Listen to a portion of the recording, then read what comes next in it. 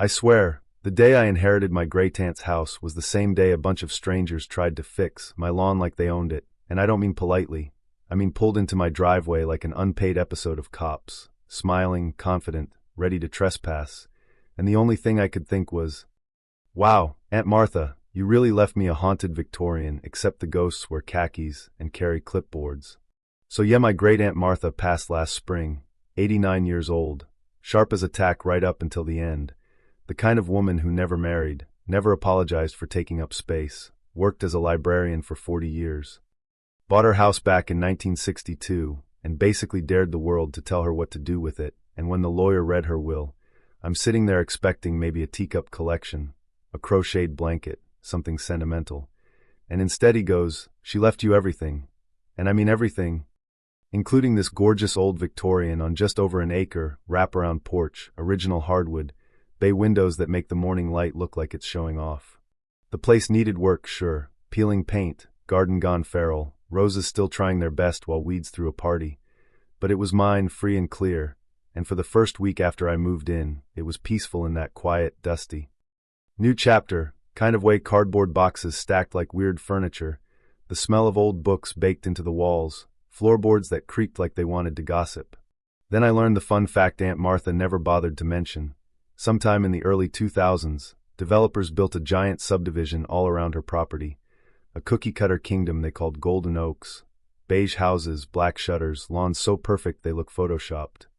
The kind of neighborhood where people don't wave, they evaluate, and Aunt Martha's house sat right in the middle like a bright, stubborn wildflower in a sea of wheat, and apparently that offended somebody's soul.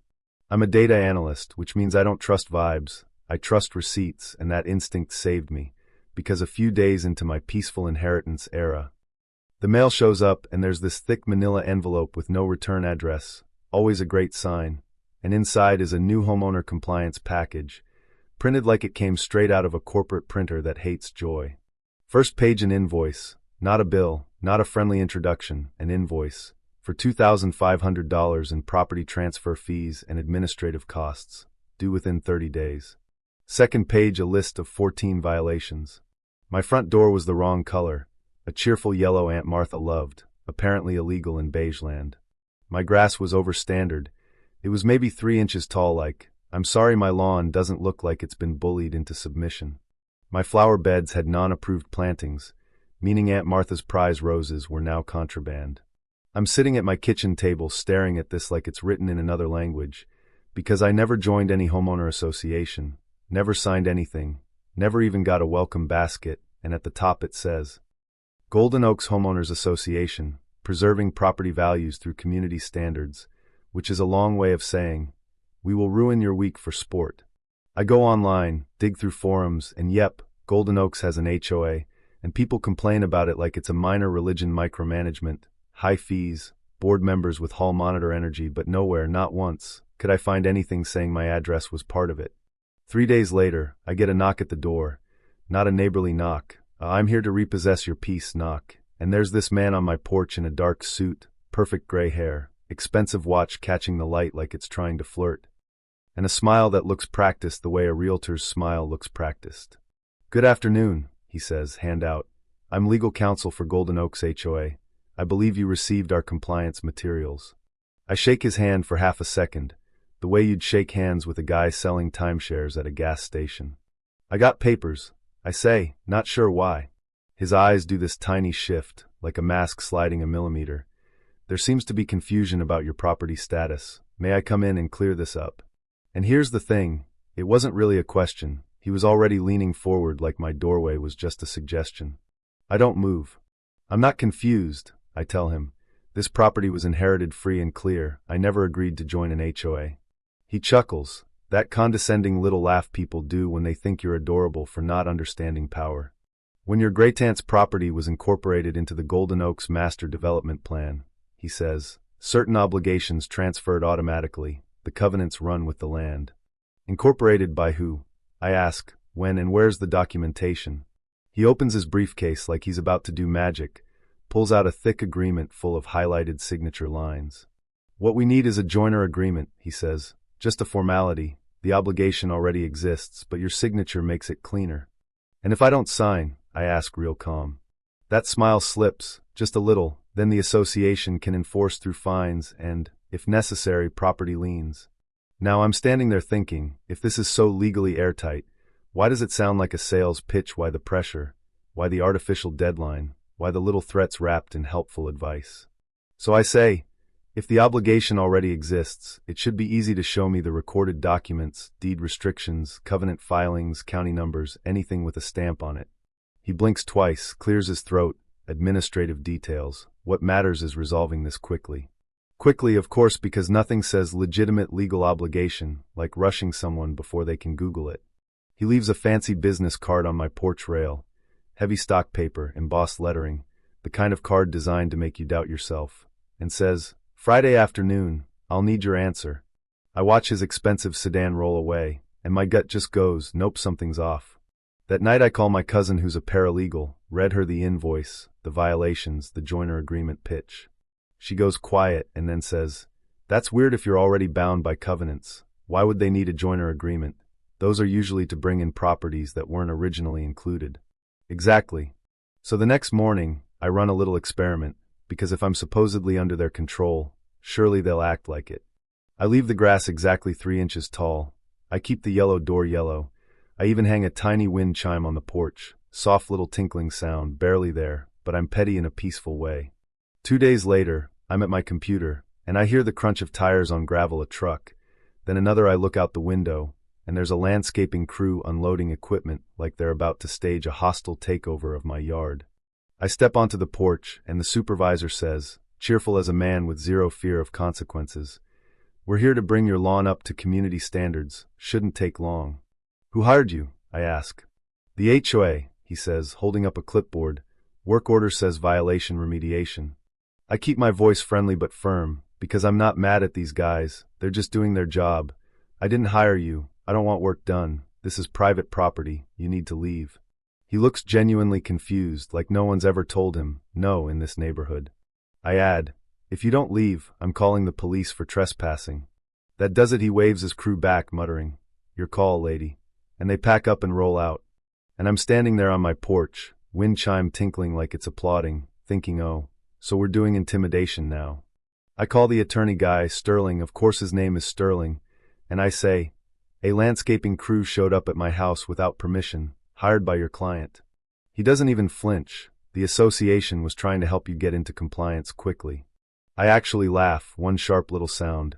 Let me be very clear, if anyone comes onto my property again without my explicit consent, I will call the police, and I will file trespassing charges.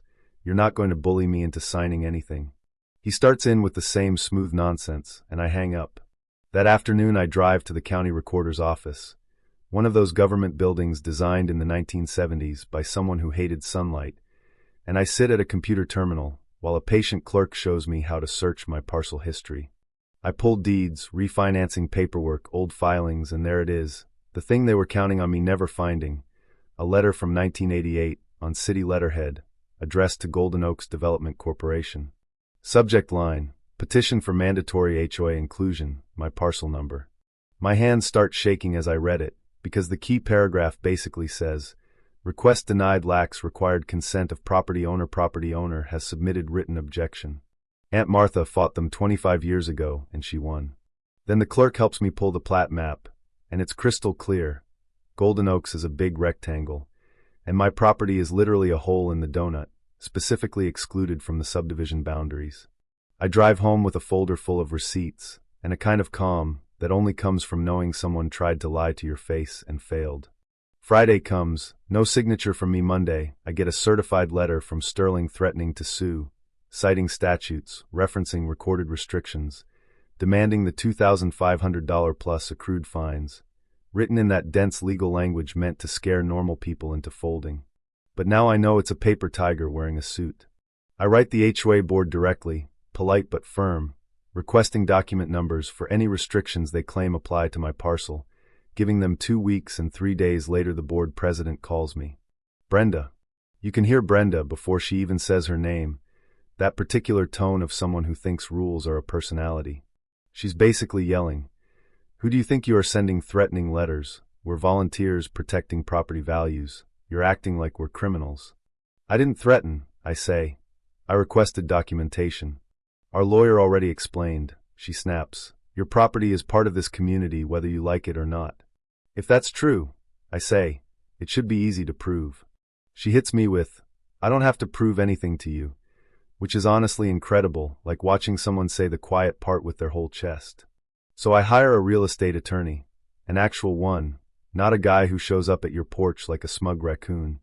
And she looks at my documents, especially that 1988 letter, and she smiles like she just got handed dessert. This is either incompetence or deliberate misrepresentation, she says.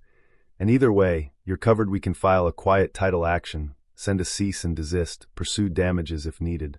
I'm tired of being pushed around, so I say, let's do it. But she suggests one more move first. Invite Sterling and Brenda to my house, give them one last chance to back down, and record the meeting. Saturday comes gray and drizzly, the kind of day where the sky looks annoyed. Sterling arrives with his briefcase and a poster tube.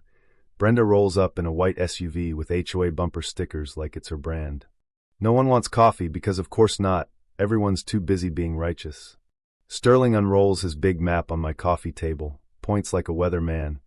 Your property is within the boundaries of Golden Oaks, therefore subject to the covenants. My attorney leans forward, calm as ice. Show us the recorded document that binds her parcel. Sterling hands over the CC and RS, stamped and official, and my attorney flips right to the legal description and goes, this applies to the platted lots of the subdivision, not excluded parcels. Brenda interrupts, fuming, that's legal wordplay, she benefits from our community, she should contribute, she should follow the rules. My attorney's smile is small and sharp, wanting something doesn't make it legally binding. Sterling starts flipping through papers faster. There was a master annexation plan. Recorded, my attorney asks, signed by the owner, filed with the county. And Sterling pauses, long pause, the kind of pause where a lie starts sweating. That's when I slide my folder across the table and say, real quiet, I'd like to show you something. He reads the 1988 city letter, and his face drains like someone unplugged him. Brenda tries to crane her neck. What is that? It's the city denying your developer's request to force my property into the HOA. I say, because the owner objected, Aunt Martha objected. Sterling stares at it like it might turn into smoke. This is 25 years old, the legal landscape. Any court order since, my attorney asks, any subsequent agreement, anything that overrides this. Sterling doesn't answer, because he can't. Brenda decides to go full mask off. I don't care what some old letter says, she snaps. If you don't want to follow reasonable rules, maybe you should move. And that, right there, is the moment the room changes, because she's not talking about lawns, she's talking about power. Who gets to belong, who gets to stay, who gets to be allowed. My attorney's voice stays calm, but it gets colder. Are you suggesting my client should be forced off her own property, because she won't join an organization she has no legal obligation to join? Brenda huffs. Good neighbors don't hide behind technicalities. I finally say what's been sitting in my chest for weeks. Here's what happened. You wanted this parcel, maybe to expand, maybe because my house being different makes you itch, and when I inherited it, you thought I'd be easy to scare, so you sent invoices, fake violations, threats. And you even sent contractors onto my land without permission. Sterling tries weakly. There may have been miscommunication. No, I cut in. This isn't miscommunication, it's fraud. That word hits like a slap. Sterling goes from pale to gray. My attorney slides the cease and desist across the table and adds, continuing to claim authority, you don't have raises serious questions of professional conduct. If you persist, we file, and we will seek fees and damages. And here comes the twist I didn't even plan for. Sterling panics, and in trying to save himself, he basically throws Brenda under the bus while she's still sitting in the room. Brenda, he says, almost pleading, I think we need to reassess. I may have made assumptions that weren't fully supported. Brenda whips around like, wait, what? You told us it was required. You said we could enforce it. And Sterling puts a hand on her arm, like he's trying to physically stop her mouth from committing more crimes. But Brenda is on a roll now. So we've been wasting months because you didn't do your homework, and now she's threatening to sue because you told us we had the right.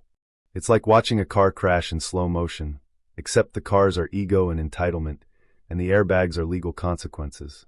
I stand up, end it clean. You have the documentation, you have the cease and desist, you have your chance to stop. If anyone steps on my property again, we proceed. Sterling packs his briefcase like it's on fire, mumbles something about resolving amicably, and practically drags Brenda to the door while she's still sputtering about property values, like that's a spell that makes laws disappear. 3 days later, a formal letter arrives. Golden Oaks no longer claims authority, apologizes for confusion, includes a check for $5,000 for inconvenience translation. Please don't take this to court. Please don't report our lawyer. Please just go live your weird little non-beige life. And here's the thing, I thought I'd feel triumphant, like fireworks, like a movie ending, but what I actually felt was this weird, tired clarity, because the lesson wasn't HOAs are bad. It was simpler and uglier. People will try to take what they want if they think you won't fight back. And they'll call it community or standards or the rules, when what they really mean is control, and sometimes the only thing standing between you and someone else's power trip is whether you're willing to demand receipts. So yeah, I cashed the check, and then I did what any responsible adult would do after being told my cheerful yellow door was a crime against property values. I hired a painter and chose a shade called electric lavender, bold, ridiculous, glorious. The kind of color that would make Golden Oaks clutch its pearls from 3 streets away, and I put up a 20-foot flagpole, big enough to be seen from anywhere in that subdivision. American flag during the day, rainbow flag at night, swapping them like a little daily reminder that my yard is not a democracy and Brenda is not my president.